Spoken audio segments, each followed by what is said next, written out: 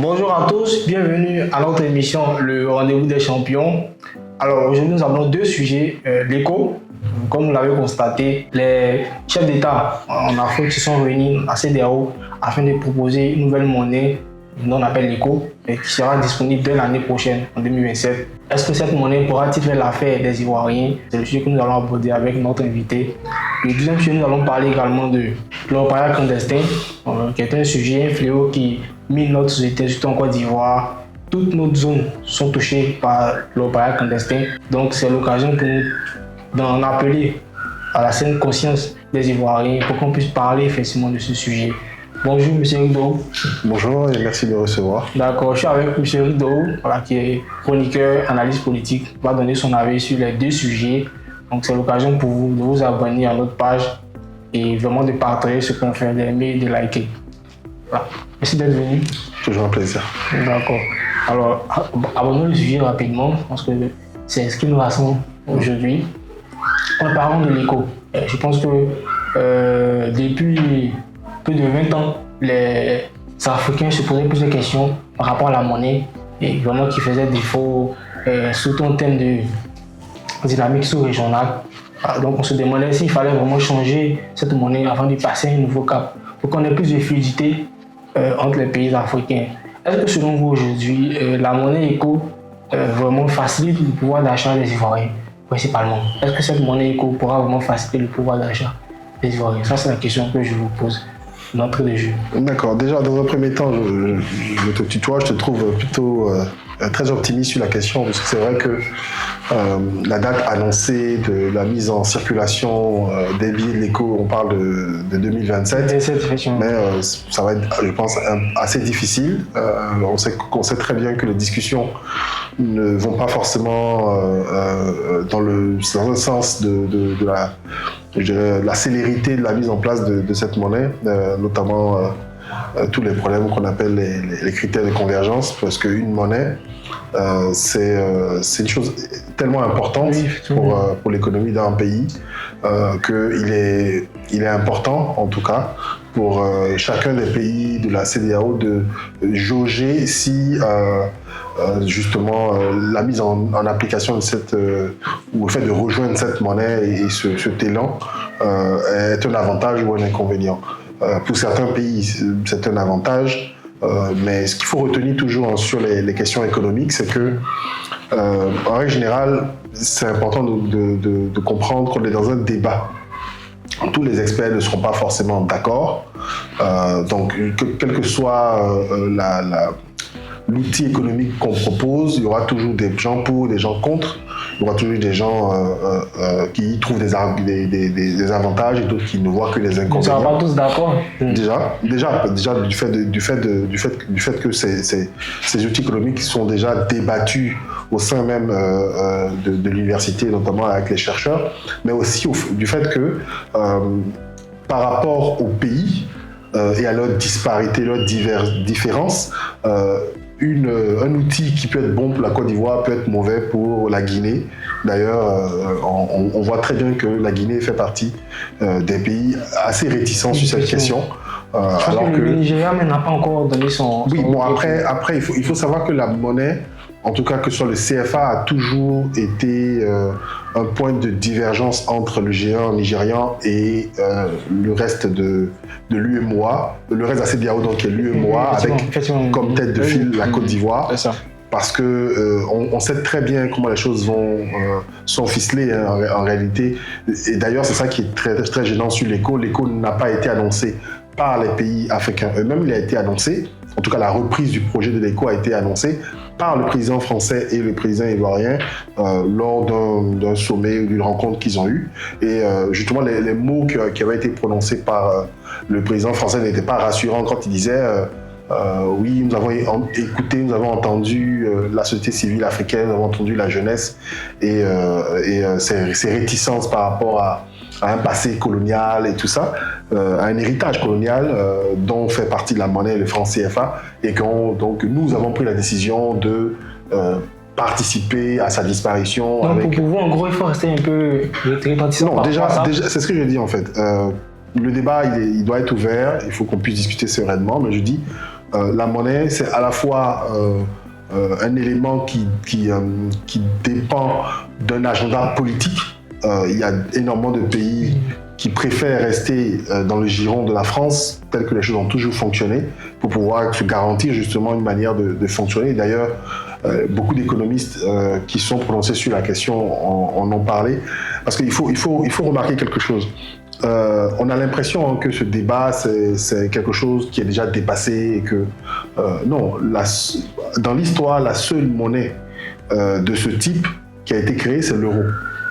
Donc on n'a que l'euro sur lequel on peut se baser aujourd'hui pour regarder les avantages et les inconvénients d'un tel type justement de... Non, mais je pense que par rapport à l'euro, moi j'ai eu à écouter certains économistes sur la question qui ont dit que l'éco n'aura pas la même valeur que l'euro. Non, attention. Là moi je parle des avantages du mécanisme de créer une monnaie unique. Parce qu'il y a une différence entre monnaie commune et monnaie unique. Quand on crée une monnaie unique, il y a des avantages pour certains pays et des désavantages pour d'autres. Et justement, moi qui ne suis pas économiste, quand je veux me prononcer sur cette question, je regarde en me disant, ok, si quelqu'un a déjà testé cet outil-là, il faut qu'on puisse regarder aussi quels étaient les avantages, parce qu'il ne faut pas se baser sur... C'est ça. Voilà, parce que celui qui veut, comme j'ai dit, parce que la monnaie peut être liée aussi à l'agenda politique de quelqu'un, il ne faut pas écouter tout ce qu'il dit de bon sur cette monnaie, il faut vérifier aussi derrière ceux qui l'ont testé, qu'est-ce qu'il y a comme point négatif. Et justement, pour revenir à ta question, quand l'euro a été mis en circulation, certains pays, notamment des pays qui étaient plus faibles industriellement, économiquement en Europe, ont justement eu des petits soucis, notamment la Grèce, parce que vraiment, je pense qu'on va rentrer dans le détail des détails techniques. De toute façon, je ne suis pas habilité à faire ça, mais de ce qu'on a compris, des pays qui n'avaient pas une économie réelle puissante se sont retrouvés avec une monnaie puissante entre les mains. Et ça a donc généré des comportements qui n'étaient pas... En fait, pour imaginer, pour tous ceux qui vont nous suivre, qui ne sont pas forcément habitués à tous ces thèmes techniques, la monnaie unique, c'est comme fabriquer une chemise unique, avec une seule taille, et puis demander à ce que tout le monde puisse la porter. Forcément, celui qui a croisé le tailleur et qui a donné les mesures, il a fait pour que ça lui rentre le mieux possible. Donc, ce qui peut rentrer comme chemise à un géant comme le Nigeria, peut être totalement dramatique pour un pays comme la Sierra Leone ou comme la Guinée. Et d'ailleurs, justement, on a vu de façon totalement inattendue. On aurait cru d'ailleurs que, puisqu'on est 15 pays au sein de la CEDEAO, on s'attendait peut-être à un écho de 15 pays, mais avec la sortie de la CEDEAO des pays de l'AES, on estimait qu'on démarrait à 12.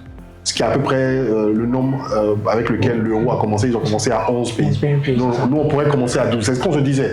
On va commencer à 12. Et d'ailleurs, c'est les discours qu'on entendait. Non, les gens de l'AES ils vont nous rejoindre progressivement au sein de l'éco quand ils verront que c'est positif.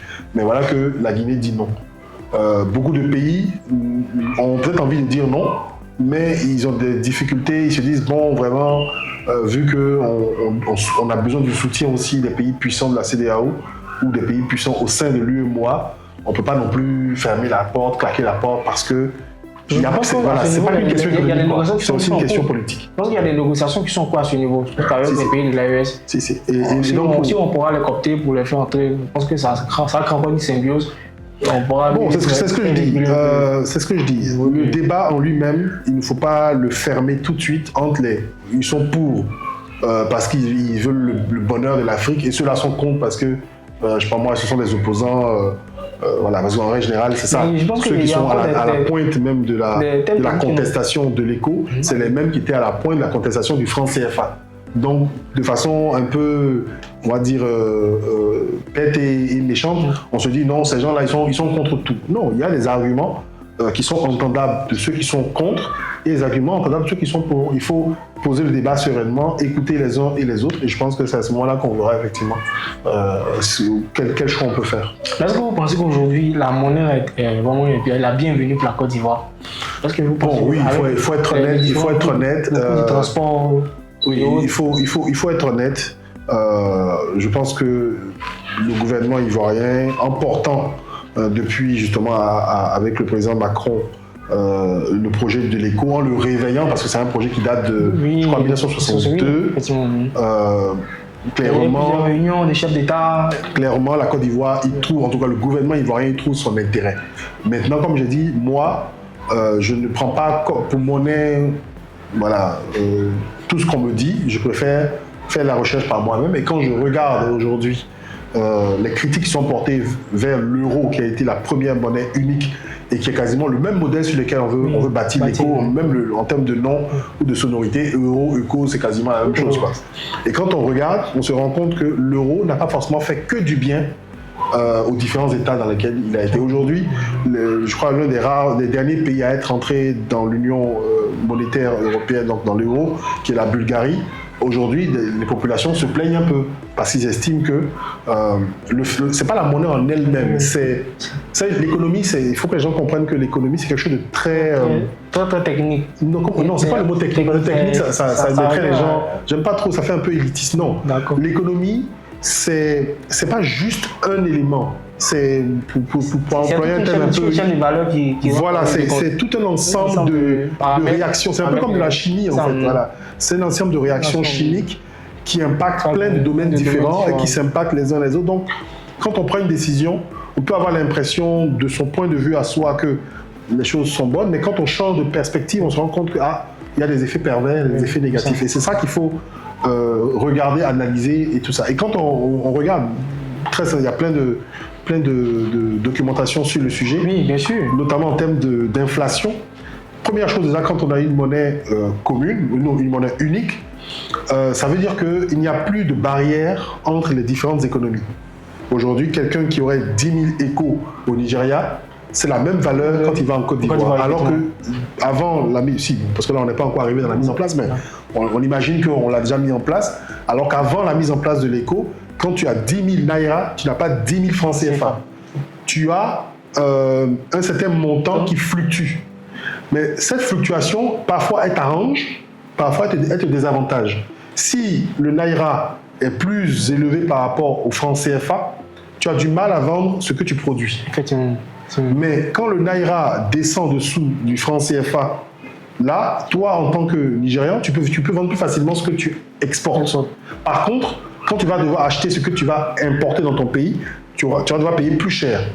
Et beaucoup de pays... Et vice-versa, c'est comme ça. Voilà, beaucoup de pays ont toujours utilisé justement...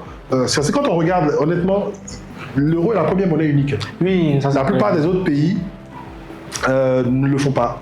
Et très régulièrement, les Américains accusent les Chinois d'utiliser justement la dévaluation du yuan pour pouvoir rester compétitifs sur le domaine économique. Donc, c'est vrai que enlever cette barrière économique peut créer des effets qu'on ne peut pas voir tout de suite, en fait.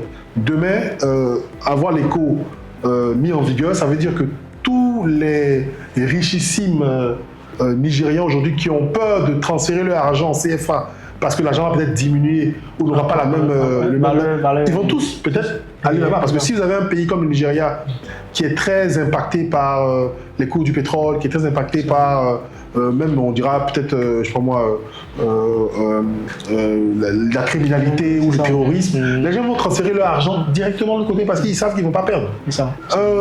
10 000 échos qui dort dans une banque, un compte en banque ivoirien, il ne va pas diminuer de valeur. Alors qu'aujourd'hui, quand tu prends 10 000 naira et que tu mets dans un compte bancaire, tu n'as pas, en fait, quand tu reviens, tu n'es pas sûr de trouver le même montant. C'est ça. Parce que ça baisse, ça monte, ça baisse, ça monte, et ainsi de suite. Donc, il y a ce côté-là. Voilà. Et il y a plein d'autres éléments comme ça, en fait. Moi, quand j'observais, je reconnais que j'ai regardé surtout les points négatifs. Voilà, c'est ce que j'avais demandé. Il y a aussi des points positifs. Oui, bien sûr, bien sûr. Déjà, le premier point positif qu'on peut imaginer, c'est que on peut facilement acheter. Parce qu'il faut comprendre que moi, j'essaie de voir la différence qu'il y avait entre le lancement de l'euro et le lancement de l'éco, si jamais on le lance finalement. Quand vous prenez l'euro, au moment où il se lançait, les pays européens, entre eux, il y avait au moins une dizaine de langues. Entre les Croates qui parlent croate, les Bulgares qui parlent bulgare, les Roumains qui parlent roumain, il y a les Français, Belgique français, ils parlent français, la Grande-Bretagne parlait anglais, il y a d'autres qui parlent finlandais. Tu vois en fait qu'il y avait une disparité de langues. Ça veut dire qu'un produit culturel, par exemple, un film finlandais n'est pas forcément facilement consommable par une population.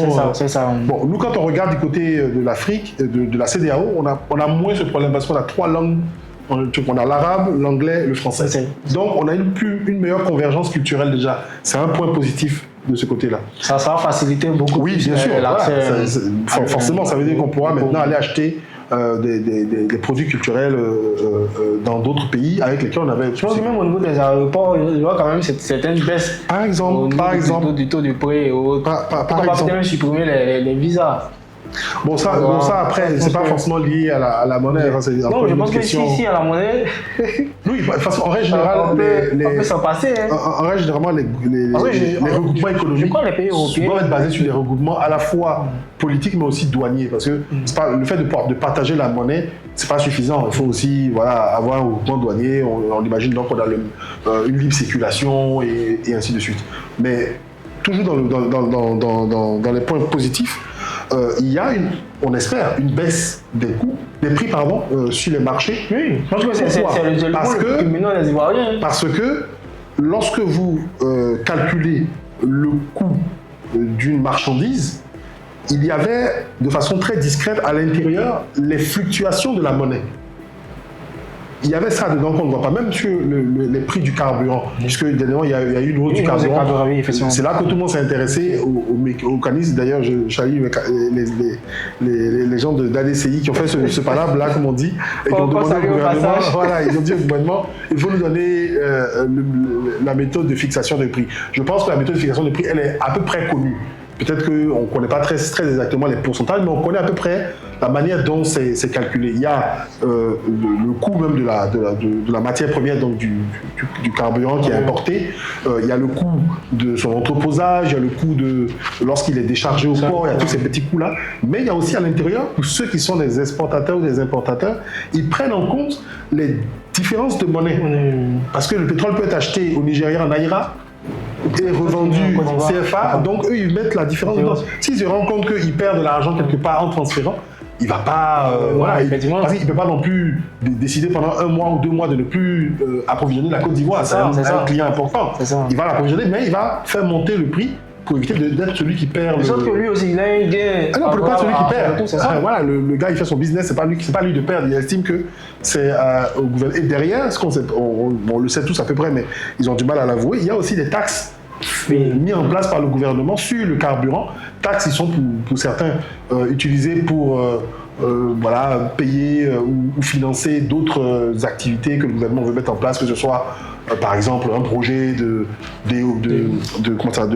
pipeline par exemple. Donc ils prennent une partie en disant ok, on va épargner un montant sur chaque litre de vendu pour pouvoir lancer un projet, ceci, cela. Il y en a toujours. C'est là où justement c'est un peu, on ne sait pas trop exactement, mais si on s'intéresse, les documents existent et on peut lire à quoi les taxes de l'État sont utilisées. Et justement, quand vous voyez que le gouvernement, soit pour ça on dit que la monnaie c'est toujours lié à un agenda politique. Lorsque il y a une élection, on fait baisser le coût ou on essaie de limiter le coût, parce que quand le gouvernement dit qu'ils ont sponsorisé ou subventionné, c'est le bon thème, subventionné le carburant, ça ne veut pas dire qu'ils ont payé de leur poche. En réalité, ils veulent dire qu'ils n'ont pas pris ce qu'ils voulaient prendre, quoi. En fait, c'est ça. C'est eux qui font, bon, on va pas dire que c'est eux qui augmentent le prix. En tout cas, ils font partie de ceux qui sont peut-être même le plus gros, la plus grosse partie du coût du litre de carburant, et ils décident d'enlever, de nous diminuer un peu ça. Et c'est ce qu'ils appellent subventionner et tout ça. Donc, pour finir sur le sujet un peu, oui, l'avantage d'avoir une monnaie, elle est connue, mais il y a aussi les désavantages, comme on a dit. Dès qu'il y aura des chocs un peu politiques et tout ça, les gens vont transférer leur argent des zones difficiles vers les zones qui sont plus stables. Et à ce moment-là, on peut avoir justement des gros problèmes. Parce que voilà, ça peut par exemple être, notamment c'est sur l'immobilier qu'on le voit beaucoup en fait. Parce que les gens vont aller acheter de l'immobilier là où c'est un peu plus stable. Et donc il y aura un afflux massif de capitaux que les locaux ne peuvent peut-être pas gérer, quoi. Donc demain, si les richesses... Mais est-ce que vous pensez que c'est... Moi, je me dis que peut-être que c'est pas la monnaie qui est le problème dans nos pays africains. Est-ce que c'est pas aussi la dépendance des importations? Parce qu'on importe beaucoup. Oui, c'est ce que je disais. Lorsque l'Europe... par exemple, on importe. Lorsque l'Europe est à 50% à l'intérieur de la communauté européenne en termes de transactions, avec la CEDEAO, on a entre 10 et 15%. Donc c'est très très faible. en réalité, l'éco ne va pas nous permettre, on espère que, puisque c'est aussi ce qu'on nous vante, on espère que ça permettra d'augmenter ce commerce intracommunautaire. C'est vraiment d'améliorer mais en réalité, on voit très bien poindre justement, et c'est ça qui est le débat avec le Nigeria, on voit bien poindre des mécanismes de stabilité de cette monnaie éco liés à l'euro. Et en fait, lié, on sait très bien, à celui qui a toujours eu intérêt à créer ce tarimage entre les monnaies africaines et les monnaies européennes, c'est le Trésor public français. Donc on sait qu'ils sont impliqués quelque part. Comment ils essayent, qu'est-ce qu'ils veulent mettre comme mécanisme en place pour justement, en échange de nous garantir une monnaie qui soit stable? On ne sait pas. Et puis quel avantage ils y retirent? Il faut qu'on fouille pour savoir exactement quoi c'est. Donc, je pense oui, les échanges intracommunautaires sont faibles. C'est une des grosses différences au moment du lancement de l'éco. Mais quand ils vont exploser, oui, il se peut que justement les produits nigérians soient plus compétitifs que les produits ivoiriens. Donc les coûts vont baisser, mais les entrepreneurs locaux vont se retrouver avec la concurrence qui est plus facile parce que aujourd'hui il n'y a plus de barrières monétaires. Donc les gens viendront de Mauritanie, les gens viendront du Nigeria, les gens viendront du Libéria.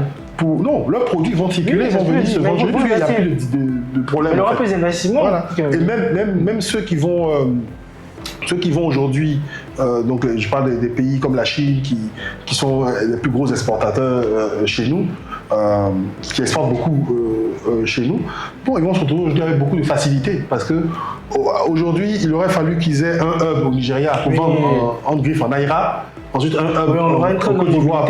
Là, avec un seul hub quelque part, ils peuvent gérer tout. Donc ça facilite aussi des choses pour les exportateurs. Maintenant, l'intérêt pour nous, il faut fouiller pour regarder, mais comme je dis, on n'est pas sûr à 100% de l'effet que ça va générer. Puisque... Bon, on espère, parce que jusqu'à actuellement, le déploiement de la Banque centrale, on ne sait pas encore dans quel pays ça sera.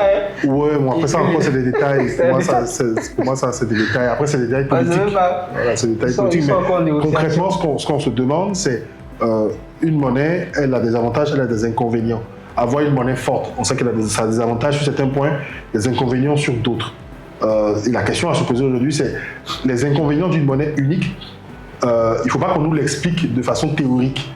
Il est important qu'on aille regarder ce que l'euro a pu créer comme mécanisme pour justement limiter les points négatifs et puis s'assurer qu'on suive justement ce chemin qu'ils ont déjà tracé. D'accord, pas de souci. Bon, merci pour vos analyses. Je pense qu'on va progresser. C'est bien. Voilà, on va aborder le second sujet, qui est la question de l'orpaillage clandestin.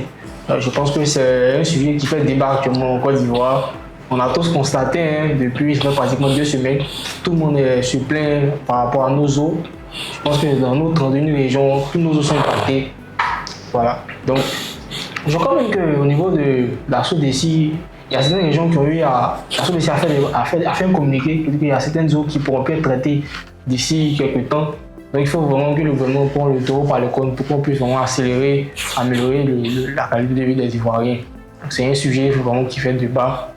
C'est quoi votre avis par rapport à ça? Est-ce que vous pensez que... D'abord, pourquoi les gens pratiquent l'orpaillage clandestin en Côte d'Ivoire? Parce qu'il y a de l'argent dedans. Tout simplement. Bon, je pense que c'est un produit juteux.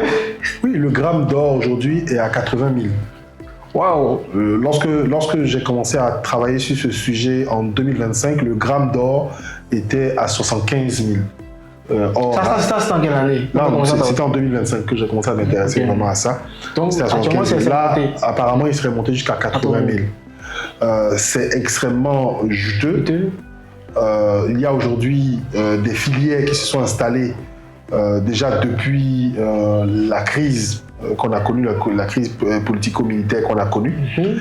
Ces systèmes mafieux-là fonctionnaient déjà au Mali, au Burkina. Ça date depuis 2013. Oui, bien sûr. Et la Côte d'Ivoire a été contaminée à la faveur justement de la rébellion. Et il y a eu, on va dire, que dans d'autres pays, on avait le même problème. Mais on n'a pas su, on va dire à ce moment-là, parce qu'on n'était pas très objectifs les uns et les autres, on était en plein dans une crise politique, donc on ne pouvait pas débattre sereinement de ce sujet-là. Il faut savoir que dans la plupart des pays où il y a l'orpaillage illégal, cet orpaillage nourrit en réalité des conflits. Oui, ça c'est clair. Le cas le plus probant en Afrique ici, qui est documenté, c'est celui du Soudan, où aujourd'hui les forces gouvernementales affrontent une milice privée qui s'appelle les forces de soutien rapide, où les Nations Unies ont documenté le trafic d'or qui est fait à destination notamment des Émirats Arabes Unis et qui finance l'achat d'armes, l'achat de carburant, de véhicules pour les forces de soutien rapide. Et justement, on avait ces informations-là en ce qui concerne la rébellion en Côte d'Ivoire, puisque les Nations Unies avaient déjà commencé à alerter sur cette question Parce que dans des rapports en 2014. Déjà quand ils ont commencé, parce que quand la crise est en train de se mener, c'est difficile déjà d'enquêter. Mais dès 2011, quand les choses ont commencé à se normaliser, les Nations Unies ont dépêché les groupes d'experts qui ont commencé à justement se répandre sur le territoire et enquêter, et se sont rendus compte que en Côte d'Ivoire, l'orpaillage illégal s'était développé. Et justement, ils ont regardé les liens qu'il y avait entre ce trafic et notamment des cadres de la rébellion et des gens qui étaient nommés par le gouvernement, notamment les anciens commandants de zone, comme zone, qui étaient devenus des cadres de l'armée et qui n'avaient pas abandonné cette manne financière, parce que cette manne financière leur permettait non seulement de financer l'effort de guerre au moment où ils étaient en pleine dans la crise, mais après de eux-mêmes se construire une puissance politique. Voilà, parce que c'est un panier de crabes. Comme vous l'avez dit, c'est juteux. Donc, oui, non, et puis surtout la politique, c'est un panier de crabes. Si vous voulez avoir les meilleures nominations, si vous voulez avoir la plus grande influence, vous devez pouvoir sortir de l'argent pour financer des activités, pour donner à certaines personnes pour faire leur machin. Donc, tout ça a favorisé la chose, et surtout à l'époque, il y avait très peu d'études environnementales, même s'il y en a eu quand même, hein, parce que pour ceux qui ont pu écouter le professeur OCI Yapo, qui est actuellement le directeur par intérim du SIAPOL, et même son prédécesseur, dont j'oublie le nom, je crois que c'était le général ou le colonel Dibi, je ne suis plus très sûr de son nom, ils avaient déjà, à partir de 2013, alerté le gouvernement, fait des rapports pour dire au gouvernement, attention, l'orpaillage qu'on a laissé prospérer pendant la crise parce que ça faisait partie du jeu, il fallait quand même trouver de l'argent, et tous les mercenaires qu'on a recrutés, il faut les payer, voilà, il fallait faire tout ça, donc on a laissé prospérer, mais c'est en train de nous impacter, attention.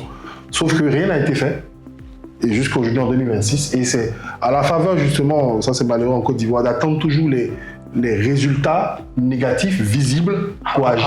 Sinon, moi, quand je regarde, je me dis que c'est une constance en Côte d'Ivoire, que ce soit sur l'éducation nationale, qu'on a vu progressivement se déliter. C'est lorsque on a eu des cas très graves. Sinon, en 2019, il y a eu des rapports, notamment le rapport du PASEC, qui avait démontré que la formation primaire en Côte d'Ivoire était désastreuse, avec cette statistique qui disait que 85% des enfants qui sortent du CM2 en Côte d'Ivoire n'ont pas le niveau en français. 85% n'ont pas le niveau en mathématiques et 60% n'ont pas le niveau en français. C'est une statistique qui aurait dû alerter, mais ce sont des rapports que la majorité des Ivoiriens ne lisent pas, que le gouvernement aussi met sous la table. Et donc, depuis 2019, si vous avez remarqué, quand on parle d'éducation nationale, la posture du gouvernement et de ses défenseurs, c'est de dire ils brandissent le bilan quantitatif. On a construit tel nombre d'écoles, mais ils ne parlent pas de la qualité de l'éducation. Et c'est quand justement les choses se sont gâtées, parce qu'en 2025, par exemple, il y a eu des milliers d'élèves qui étaient renvoyés des écoles, des collèges, parce qu'ils n'avaient pas le niveau du tout. Des parents qui s'inquiétaient de voir leurs enfants ne pas être capables même ne serait-ce que de lire une simple phrase ou d'en écrire une sans faire de faute, que progressivement les choses se font. Même chose avec les Nyambro. Ça a commencé, les gens n'ont rien dit, et c'est aujourd'hui où c'est devenu grave, au point où en griffe, il y a des décès, il y a il y a le douanier qui est décédé à Yamoussoukro, où en réalité, on ne sait même pas si c'est lié au coup qu'il a reçu de la part de gens liés au transport. Tout le monde s'intéresse. Bref, en fait, on attend qu'il y ait toujours même prenons le foncier. C'est parce qu'on a eu l'affaire Komé Bakary, c'est parce que dernièrement on a eu l'affaire Aloui Brou qui a choqué l'opinion, que justement aujourd'hui tout le monde se dit il faut régler cette situation. Il y a plein de cas comme ça qui sont négligés. Donc il y a plein de cas comme ça qui ont été négligés. Prenez le cas de l'éducation nationale, où pendant des années, on a négligé l'aspect qualitatif et le gouvernement s'est beaucoup plus accentué, lui et ses supporters, sur le bilan quantitatif, le nombre d'écoles construites et tout ça, malgré qu'il y avait des rapports comme les rapports du PASEC en 2019, les rapports de l'UNICEF en 2023 qui alertaient justement sur la qualité de l'éducation nationale ivoirienne avec ces statistiques alarmantes qui disaient que 85% des élèves ivoiriens qui quittaient le primaire n'avaient pas le niveau en mathématiques et 60% n'avaient pas le niveau en français. Il a fallu attendre dernièrement, en 2025, un grand nombre d'élèves qui sont renvoyés des classes de 6e parce que insuffisance de niveau, pour que les gens se disent qu'il faut vraiment traiter cette question-là. Ça a été la même chose avec les Nyambro. Pendant des années, on les a vus prendre en otage le transport en Côte d'Ivoire. On leur a rien dit jusqu'à ce qu'ils commencent justement, en étant très puissants, à faire un peu n'importe quoi. Dernièrement, on a le cas du douanier décédé à Yamoussoukro où il se serait battu avec des gens liés au transport. On a autre exemple, le foncier. Pendant des années, on a alerté sur l'insécurité foncière en Côte d'Ivoire, sur le fait que le système était très très poreux et permettait à des gens un peu mal intentionnés de justement s'accaparer les terrains. Il a fait même des commandes campements. Voilà, et on a eu justement, il a fallu attendre les affaires Komé Bakari. Il a fallu attendre les affaires à Louis Brou pour que l'opinion pousse les dirigeants à reconnaître, à faire un aveu. Donc clairement, et puis il y a d'autres cas, je ne vais pas tous les citer. Et donc oui, il y a un aveu du gouvernement en nous disant que voilà, il y a un numéro vert. C'est aussi une manière de nous demander à nous de mettre en place une sorte de veille citoyenne pour leur remonter les informations. Oui, c'est un aveu qui démontre que tout ce qu'on fait les 7 août en brandissant tout cet arsenal qu'on a vu, ça ne sert pas à grand chose. Donc oui, c'est bien, mais il faut rapidement. Je pense que même on a des services de renseignement. Donc là, vraiment, moi, je ne pourrais pas donner mon avis parce que je ne sais pas exactement comment ça fonctionne. Mais moi, je donne mon avis sur les résultats que je vois. Et le résultat est que il est difficile en Côte d'Ivoire, dans un pays qui est miné par la corruption à tous les niveaux, de lutter contre un business où le gouvernement lui-même dit que 142 tonnes d'or ont été arrachées au sous-sol illégalement en Côte d'Ivoire. Et c'est largement plus même que ce qui a été exploité de façon légale. 142 tonnes d'or, ça équivaut environ à 10 000 milliards de francs CFA. Donc quand vous voyez des gens acheter des pelleteuses, une pelleteuse ça ne coûte pas 200 000, hein. Il y a des pelleteuses qui sont sur des sites, notamment les sites les plus rentables. Parce que c'est pas tous les, en fait, c'est pas tous les sites qui sont rentables. Il y a des sites très rentables en fait.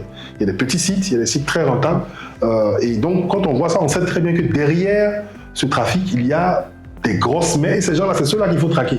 Sinon, détruire des motopompes, détruire des poigneuses, attraper 2-3 personnes. Et d'ailleurs, c'est très dangereux ce que je vois là. Parce que je sens qu'on essaie de pousser l'opinion publique à croire que c'est une question d'immigration qui serait liée au fait que 65% des personnes qui travaillent dans ce secteur-là viennent de la sous-région, notamment des pays de l'AES. C'est seulement parce que c'est des gens qui sont habitués à le faire. Dans leurs États, ils l'ont toujours fait. Les djihadistes, les mouvements rebelles dans le nord du Mali, c'est des gens qui utilisent aussi le trafic d'or pour pouvoir acheter leurs armes. Non, c'est des personnes, quelqu'un qui a 10 ans d'expérience dans l'orpaillage illégal. Forcément, il est de la même manière qu'un comptable de 10 ans d'expérience. On a envie de le recruter parce qu'il sait travailler, il sait utiliser le mercure, il sait utiliser le cyanure. Donc, il faut que le gouvernement aille taper beaucoup plus haut, notamment vers les barons de ce secteur-là. Et ce qui est très drôle quand on regarde notamment le rapport du groupe d'experts de l'ONU sur la question qui indexait justement les com-zones, à l'intérieur, c'était mentionné des noms de gens qui étaient, on va dire, comment je vais dire ça, les intermédiaires dans la vente de ce tort de façon, puisqu'il faut le sortir, une fois qu'il est extrait, il faut le sortir du pays, le circuit passe par le Mali, ainsi de suite, une partie par le Ghana, ainsi donc. Oui, il faut que notre gouvernement, s'il veut démontrer qu'il prend ce travail à bras le corps, il ne s'agit pas seulement de courir la brousse et d'attraper des pauvres gars, il faut qu'on nous montre au moins des gens qui sont au sommet du truc, quoi. Et la dernière chose que je voudrais dire, qui est très importante, le Salvador, c'est un pays en Amérique latine, parce que l'Amérique latine, c'est une région qui est touchée par l'orpaillage bien avant la nôtre, en fait, mais vraiment bien avant. Au Brésil, notamment en Guyane française, il y a même un corps d'armée française, notamment les commandos qui sont liés à la jungle, dont c'est le travail tout, parce que là-bas, le territoire est plus vaste que la Côte d'Ivoire. Et puis en termes de densité d'habitants, il n'y a pas grand monde, c'est la jungle, il y a énormément d'orpaillage là-bas. Et le Salvador a été le premier pays, c'était je crois si je ne me trompe pas, en 2019 je crois. Non, pas en 2019, je crois que c'était avant ça. Peut-être 5 ans avant. En tout cas, il y a le président Seren, qui était l'ancien président du Salvador, il a fait voter une loi à l'Assemblée nationale pour dire interdiction d'exploiter quoi que ce soit dans le sous-sol du Salvador à partir d'aujourd'hui. Et il a fait parce qu'il a réussi à convaincre sa population que cela participait à la préservation de l'environnement et notamment des ressources en eau. Donc vous voulez qu'on le fasse aussi en Côte d'Ivoire? Non, je suis en train de juste expliquer que on ne peut pas nous dire que des gens qui dirigent notre pays n'ont jamais entendu, parce qu'ils le dirigent bien avant que le président Seren au Salvador vienne au pouvoir, personne ne peut dire qu'il n'est pas au courant que laisser prospérer l'orpaillage clandestin a un impact sur l'environnement. Personne ne peut dire qu'il ne sait pas. Donc, concrètement, les gens ont laissé faire. Et s'ils ont laissé faire, il faut aujourd'hui qu'ils prennent conscience. Je pense qu'il y avait des brigades qui ont été mises sur le terrain. C'est pareil, moi, honnêtement, c'est pareil que la brigade de lutte contre le remblaiage de la lagune Ibrié. Elle existait. C'est la première fois, d'ailleurs, même dans l'histoire de la Côte d'Ivoire, qu'on a inauguré 2 fois une brigade. Jusqu'à présent, le phénomène continue. Mais ça continue. D'ailleurs, il y a le journaliste Noël Conan du média Leto qui régulièrement publie des vidéos sur ce cas. Il a fallu que malgré qu'il y avait une loi en 2019 contre le remblaiage illégal, il a fallu que en 2026, le Premier ministre Robert Begué-Mambé fasse une note de service à tous les ministères pour leur dire non, vraiment il faut que ça s'arrête, il faut que ça arrête. Parce que là, il ne s'agit pas d'un champ d'orpaillage au fin fond de la Côte d'Ivoire. On parle d'Abidjan, au plateau, c'est là que ça se passe en fait. Voilà. Donc on a vu beaucoup de cas. Donc moi je pense qu'il faut prendre exemple sur ça. C'est vrai que, comme j'ai dit, après 2019, il y a eu le retour au pouvoir de Nayib Bukele, qui est de l'extrême droite salvadorienne. Et quand il est arrivé, lui, il s'en fout de l'environnement. Il a supprimé la loi, là, il a supprimé en 2024. Et aujourd'hui, ça a repris. Mais, concrètement, ça démontre que les gens comprennent que le plus important, ce n'est pas l'or qui est dans le sous-sol, c'est d'abord l'eau, c'est d'abord l'agriculture. Parce qu'on n'est pas souverain alimentairement. Et on ne peut pas dilapider une des ressources la plus importantes. Sinon, on fait quoi demain? Oui, effectivement. C'est ce que j'avais vous demandé. Il faut qu'on prenne exemple sur les gens qui ont pris des décisions fortes dans ce domaine en disant plus aucune extraction dans mon pays pour pouvoir préserver les cours d'eau parce qu'on en a besoin pour développer. Bon, souvent, les échos qu'on entend nous disent que c'est une question de pauvreté. Les parents n'ont pas laissé des moyens. Parce qu'on a non, mais c'est clair. Aujourd'hui, on a parlé pendant longtemps du fait que l'agriculture était le moteur de la croissance ivoirienne. Les paysans n'ont jamais été aussi pauvres qu'aujourd'hui. Ils ont des difficultés, ils ne sont pas accompagnés. Vous ne vous rendez pas compte en réalité quand vous allez... En fait, il faut quitter Abidjan pour se rendre compte à quel point les gens sont livrés à eux-mêmes. Et quand ils sont au fin fond de nulle part où l'État n'a pas... Honnêtement, c'est ça qui est le problème de la concentration du pouvoir. Si le ministre n'est qu'à Abidjan, il ne se rend pas compte de la difficulté d'être dans la Bagoué. Il ne se rend pas compte de la difficulté d'être à Otiéné. Non, mais le pouvoir est décentralisé. La décentralisation, elle ne fonctionne pas tant que ça, en fait. Elle ne fonctionne pas tant que ça. Sinon, si les gens avaient les budgets qu'il faut et la liberté de l'utiliser pour justement travailler sur le développement rural, le développement de leur communauté, ça se saurait. Les maires s'en plaignent tous les jours, notamment sur le fait que les fonds qui leur sont alloués ne sont pas remises. Bref, je veux dire en fait que le gouvernement a son propre agenda. Voilà. Les gens pensent à construire des stades, les gens pensent à construire de nouveaux aéroports, mais ils ne se rendent pas compte que un jeune qui a du potentiel et qui a eu j'ai envie de dire, le malheur de naître dans le nord du pays n'aura pas les mêmes chances en termes d'éducation que quelqu'un qui est né à Cocody et qui aura la chance d'aller au lycée classique ou bien d'aller au lycée Sainte-Marie. Donc ça, c'est un choix de politique. Et concrètement, lorsque vous ne faites rien pour le monde rural et que les gens ont des difficultés et qu'arrive une manne financière qui est, je ne dirais pas facile à obtenir, mais qui est tellement juteuse, on vous dit le gramme coûte 70 000, 75 000, 80 000. Donc les gens n'ont pas le choix. Donc aujourd'hui, et justement, je vous ai parlé de 142 tonnes d'or que le gouvernement reconnaît être sorties des entrailles de la Côte d'Ivoire. Ça équivaut à plus de 10 000 milliards de francs CFA. Quand vous allez sur pour ceux qui ont enquêté, on vous dit que les ouvriers là gagnent entre 5 000 et 10 000 par jour. Wow. Donc vous imaginez qu'un jeune qui n'arrive même pas à gagner 2 000 francs dans la journée, quand on lui promet 5 à 10 000, ben forcément il va y aller parce que l'autre il pense à son avenir avant tout. Et il n'a pas cette conscience de la répercussion à long terme de son action. Donc, c'est pour ça que quand vous regardez même les politiques de lutte contre le terrorisme, il ne s'agit pas seulement de mettre en place une force militaire pour attaquer les terroristes. Il faut aussi se rendre compte qu'il faut assécher les rivières de recrutement. Mais c'est quoi le recrutement? C'est un jeune qui est seul dans un coin, il n'a aucun apport, aucune aide du gouvernement, il est livré à lui-même, il veut aussi vivre la vie. Et donc, quand on l'approche, on lui dit, mais écoute, tu rentres dans nos rangs, et puis chaque mois, tu as un salaire fixe qui tombe, bah, ils vont choisir, les gens regardent et puis ils choisissent. Si c'est des façons donc, le prendre. Ça veut dire que la réponse que donne le gouvernement aujourd'hui, qui est une réponse répressive, c'est bien, parce que c'est urgent, mais c'est pas suffisant.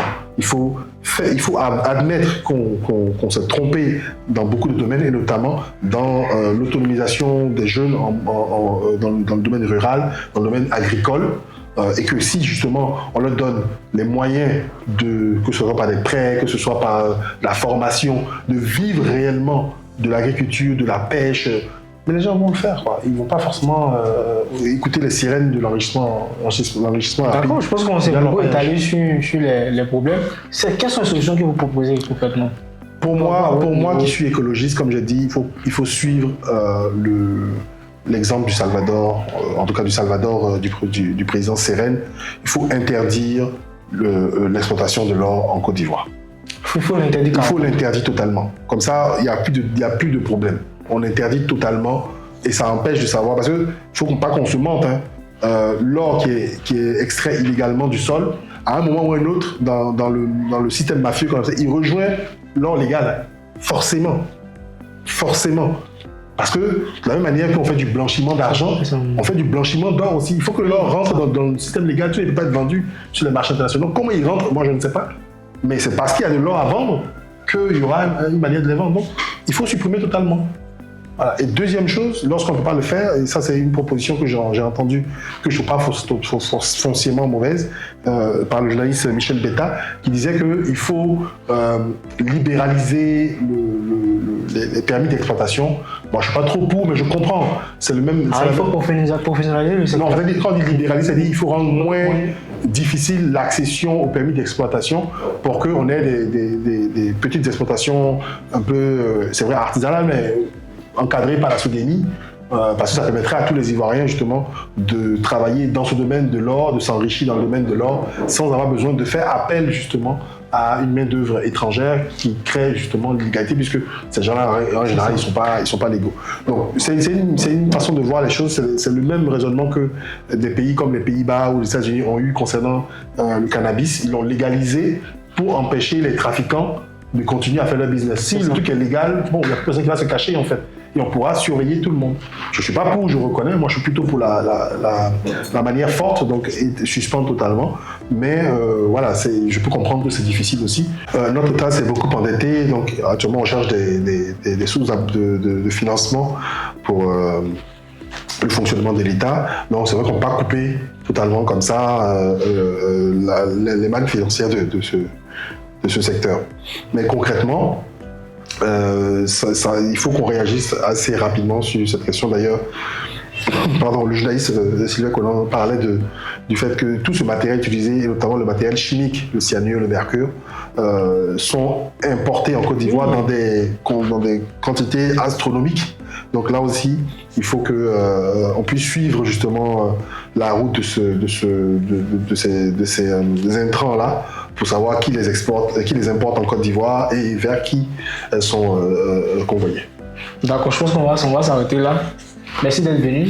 Plaisir. Je tiens à vous remercier. Alors, nous sommes avec M. Eric Do, je rappelle, qui est chroniqueur, analyste politique, qui a donné son avis sur les deux sujets. Et voilà, nous sommes au thème de l'émission. Merci d'être venu, M. Eric Do. Plaisir. Je rappelle qu'il est chroniqueur, analyste politique. Alors, on était là pour parler de la question de l'éco, qui va peut-être voir le jour de l'année prochaine, 2027. C'est l'occasion pour nous d'aborder ce sujet de grande envergure. On espère qu'on pourra vraiment rassurer les Ivoiriens sur la question. On a aussi parlé de l'orpaillage clandestin aujourd'hui qui fait des dégâts en Côte d'Ivoire. On espère que le gouvernement pourra prendre vraiment le taureau par les cornes afin d'éradiquer ce fléau qui mine notre société. Avec toutes ces eaux qu'on a vues vraiment sur la toile, c'est pas vraiment joli à voir. Des familles ne pourront plus avoir accès à l'eau, qui est source vitale pour un être humain. Voilà, on espère aussi que les décisions seront prises pour que vraiment ce fléau puisse vraiment être éradiqué dans toute sa splendeur. Voilà, c'était nous. On espère qu'on vous a bien épaté avec les sujets. On se retrouve la semaine prochaine pour une nouvelle émission de qualité. D'ici là, portez-vous bien. Allez, merci et puis bonne soirée.